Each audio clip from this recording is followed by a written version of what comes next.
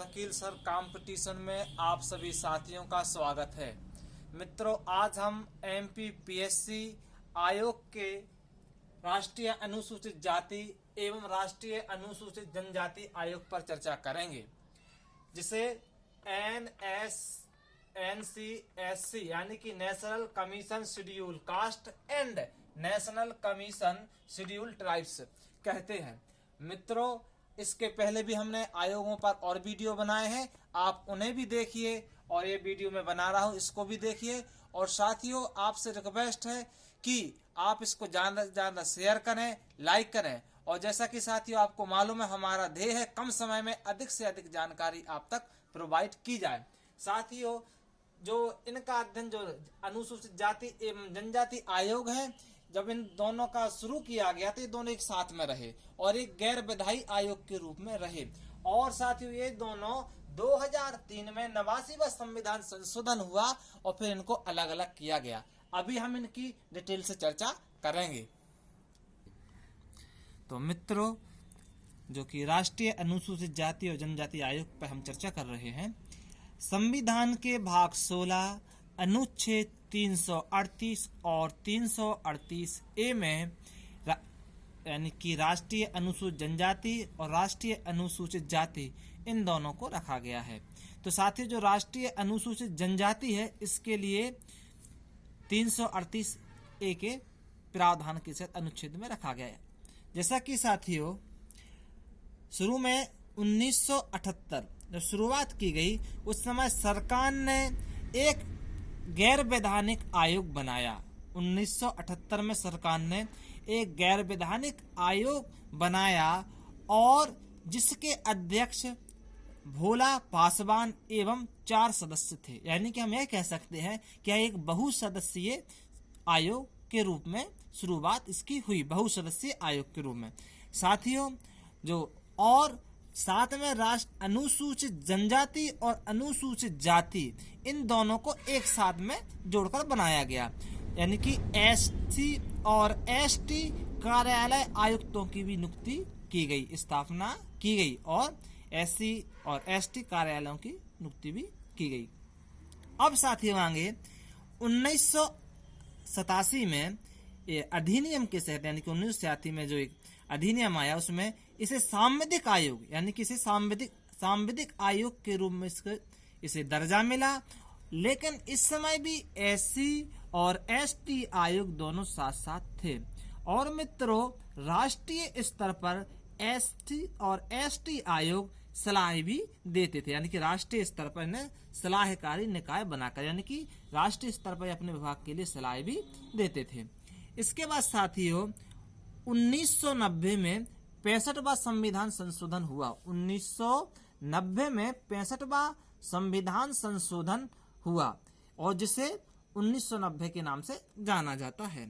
इस समय साथियों, राष्ट्रीय अनुसूचित जाति और राष्ट्रीय अनुसूचित जनजाति आयोग इसके लिए संवैधानिक आयोग के रूप में क्या हुआ, इसके लिए दर्जा मिला। 1990 में इसको संवैधानिक आयोग के रूप में दर्जा मिला। लेकिन इस समय भी एससी और एसटी आयोग दोनों साथ साथ थे, कंबाइंड थे।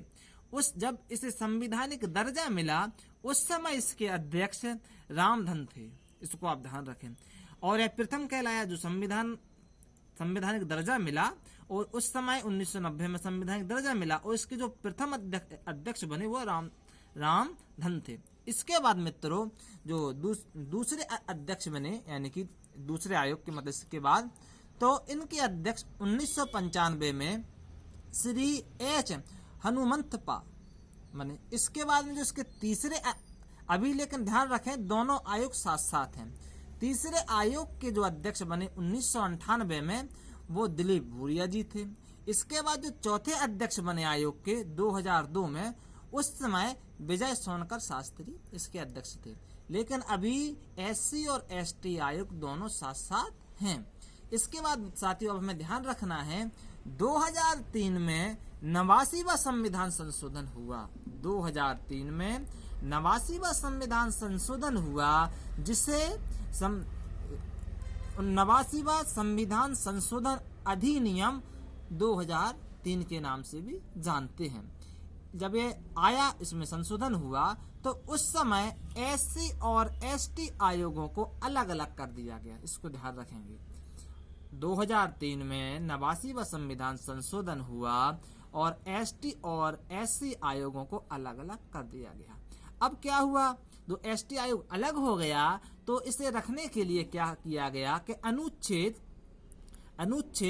338 में क्या संशोधन करके 338A बनाया गया अनुच्छेद, और इसे सम्मिलित करके NCST यानी कि अनुसूचित जनजाति की स्थापना की गई। अनुसूचित जनजाति की स्थापना किसमें की गई, तो 338A अनुच्छेद में के तहत की गई।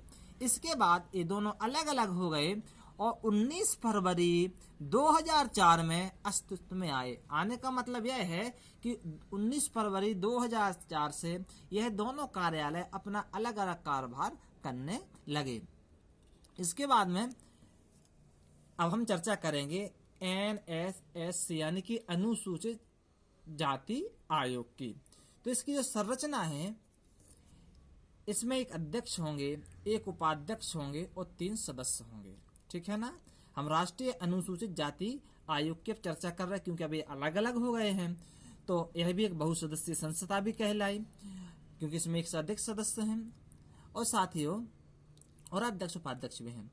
अब मित्रों, जो इनकी नियुक्ति होती है तो वह राष्ट्रपति के द्वारा होती है। इसके बाद जो इनके अध्यक्ष होते हैं, इनके लिए केंद्रीय कैबिनेट का दर्जा होता है, यानी केंद्रीय कैबिनेट के दर्जा के बराबर इनका पद हो, यानी को दर्जा मिलता है। इसके बाद जो उपाध्यक्ष हैं, उनका जो दर्जा होता है वह राज्य मंत्री के दर्जा के बराबर होता है। और जो इनके सदस्य हैं, इनका जो दर्जा होता है वह भारत सरकार के क्या है, सचिव पद के दर्जे के बराबर हैं। भारत सरकार के सचिव पद के दर्जे के बराबर उनका दर्जा रहता है। और जो ये सदस्य हैं, 3 सदस्य हैं, इसमें एक महिला होना चाहिए 3 सदस्यों में, और साथ में इन सदस्यों को पूर्णकालिक सदस्य भी कहा जाता है। पूर्णकालिक सदस्य भी कहा जाता है। तो ये 3-4 प्रश्न पॉइंट बन रहा है, इससे प्रश्न निकल सकते हैं, इसको ध्यान रखेंगे मित्रों। जैसा कि आपको मालूम है कि हमारा ध्येय है कम समय में अधिक से अधिक जानकारी आप तक पहुंचाई जाए। साथियों, अब इनका कार्यकाल 3 वर्ष है। रिपोर्ट यह किसको, राष्ट्रपति को सौंपते हैं। कौन, अनुसूचित जनजाति आयोग, और राष्ट्रपति संसद के दोनों पटल पर रखते हैं। इसके जो प्रथम अध्यक्ष हैं 2003 में बने, क्योंकि अब आयोग अलग अलग हो गया है, तो उस समय सूरज भान इसके अध्यक्ष बने। और जो वर्तमान अध्यक्ष हैं वो राम शंकर कठेहार हैं। और अब इसका जो प्रथम अध्यक्ष हैं और वर्तमान में रामशंकर कठेहार हैं, लेकिन जो दूसरी और तीसरे अध्यक्ष बने, दूसरे टर्म और तीसरे टर्म में, वो एल पूनिया जी बने और ये 2 बार बने। तीसरे अध्यक्ष बने और चौथे अध्यक्ष बने कार्यकाल में, तो ये 2 बार अध्यक्ष बने। इसका एक बार सिटी स्कैन भी ले लीजिए, शॉर्ट स्क्रीन भी ले लीजिए साथियों।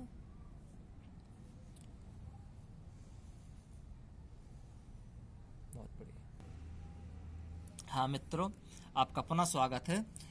अब हम NSST यानी कि राष्ट्रीय अनुसूचित जनजाति आयोग की चर्चा कर रहे हैं। इसका जो प्रावधान है वह 338A के तहत किया गया है अब इसकी जो संरचना है, इसमें एक अध्यक्ष होंगे, एक उपाध्यक्ष होंगे और 3 सदस्य होंगे, और इनका दर्जा वही होगा जो अभी हमने अनुसूचित जनजाति आयोग के पढ़ा है। साथियों, इनके जो प्रथम अध्यक्ष हैं वह कुंवर सह टेकम है, 2003 में बने, और वर्तमान अध्यक्ष नंद कुमार साई हैं। लेकिन मित्रों, और जो उपाध्यक्ष हैं वो अनसुईया उइके हैं। ठीक है ना। अब इसके जो द्वितीय अध्यक्ष हैं वो श्रीमती उर्मिला साई, और जो तृतीय अध्यक्ष इनको ध्यान रखेंगे अध्यक्ष बने वह रामेश्वर उराव, और जो सदस्य रहे के कमला कुमारी एवं भेरूलाल मीणा, यानी कि तो जो ये तृतीय हैं, यही जो चतुर्थ जो अध्यक्ष बने तो उसमें भी रामेश्वर उराव, और जो सदस्य तृतीय में थे के कमला कुमारी, और जो सदस्य भेरूलाल मीण थे वह भेरूलाल मीणा इसमें भी बने। इसको ध्यान रखेंगे। अब नीचे देखें हम और पॉइंट पे, अब कुछ और इसके मुख्य बिंदु हैं। पूर्व प्रधानमंत्री श्री अटल बिहारी वाजपेयी, स्वर्गीय अटल बिहारी वाजपेयी जी ने 1999 में जनजातीय मामलों के लिए एक अलग मंत्रालय बनाया था। इसको ध्यान रखेंगे। इसके कार्य अनुसूचित जनजाति आयोग के जो कार्य हैं, यह कार्य अनुच्छेद 338 के खंड 5 के तहत है। प्रावधान किया गया है कि एनएसटी के लिए प्रदान सुरक्षा उपायों से संबंधित मामलों की जांच एवं निगरानी का अधिकार है। जो इनके आयोग संबंधित जो सुरक्षा के उपाय किए जाएंगे और जो मामले हैं उनका अधिकार है इनको कि उनकी निगरानी करेगी और जांच करेगी। और संघ एवं राज्य के तहत उनके विकास की प्रगति का मूल्यांकन, यानी कि संघ सरकार और राज्य सरकार जो कार्य कर रहे हैं उसके विकास की कैसी प्रगति है उसकी यह उनका मूल्यांकन भी करेंगी। और साथ में मित्रों एसटी यानी कि अनुसूचित जाति के सामाजिक आर्थिक विकास की योजना प्रक्रिया में भाग भी लेंगे और सलाह भी देंगी। यानी कि आपको समझ में आ रहा होगा। और साथियों क्योंकि जो जातियां हैं जंगल में निवास करती हैं तो वन उत्पादन के आवश्यकता अनुसार उपाय किए जाएंगे। ये वन में रहते हैं तो इन्हें कैसी सुविधा दी जाए ताकि अपने जो वन के उत्पादन उनका ये उपयोग कर सके और किस तरह से, इसकी चर्चा इसमें की गई है। खनिज संसाधन जल संसाधन के सुरक्षण अधिकार प्रदान किए जाएंगे, इनको यह भी अधिकार मिलेंगे। और साथ ही जो इसकी शक्तियां हैं अनुच्छेद 338 के खंड 8 के तहत इनको कुछ शक्तियां प्रदान की गई हैं। सिविल न्यायालय की शक्तियां निहित की गई, यानी कि यह आर्थिक मामले भी का भी इनके लिए अधिकार दिया गया है। साथियों हमारे चैनल को लाइक करें और सब्सक्राइब करें और कम समय में अधिक से अधिक जानकारी हम आप तक पहुंचाते हैं। और मित्रों हमारी आपसे यही रिक्वेस्ट है कि इसको ज़्यादा से ज़्यादा शेयर करें और अपने मित्रों को तक हमारा जो वीडियो है पहुंचाएं ताकि उनकी भी समय की बचत हो। हम और वीडियो भी बनाते रहेंगे। अब इस ई गवर्नेंस के भी वीडियो हम बनाएंगे जो बहुत अधिक समय लगता है, आपको इसमें बहुत कम समय में आपको अधिक से अधिक जानकारी देने की हम कोशिश करेंगे। नमस्कार।